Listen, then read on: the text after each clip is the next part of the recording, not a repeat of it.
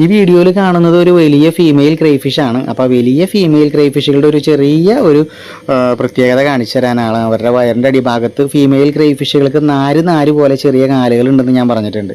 അപ്പോൾ അത് വലുതാവുന്നതിനനുസരിച്ചിട്ട് ആ നാര് പോലെയുള്ള കാലുകൾക്ക് നീട്ടം കൂടും.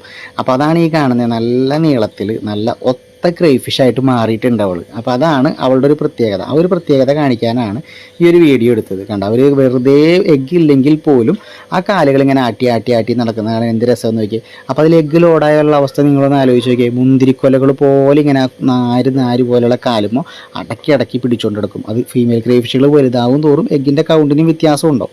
ഒരു സെമി സൈസിലൊക്കെ അവർ എഗ്ഗ് ലോഡാവുന്നതിനേക്കാളും നല്ല വ്യത്യാസം വലിയ ക്രൈഫിഷുകൾക്ക് ഉണ്ടാവും. അപ്പോൾ എന്തായാലും വീഡിയോ ഇഷ്ടപ്പെട്ട് കഴിഞ്ഞാൽ നമ്മുടെ ചാനൽ ഒന്ന് സബ്സ്ക്രൈബ് ചെയ്യുക. അതുപോലെ തന്നെ ക്രൈഫിഷിനെ വളർത്താൻ ആഗ്രഹിക്കുന്ന നിങ്ങളുടെ കൂട്ടുകാർക്കൊക്കെ നമ്മുടെ ചാനലൊക്കെ ഒന്ന് ഷെയർ ചെയ്ത് കൊടുക്കുക കേട്ടോ. അപ്പോൾ ഓക്കെ, താങ്ക് യു. എല്ലാവർക്കും നല്ലൊരു രാത്രി നേരുന്നു.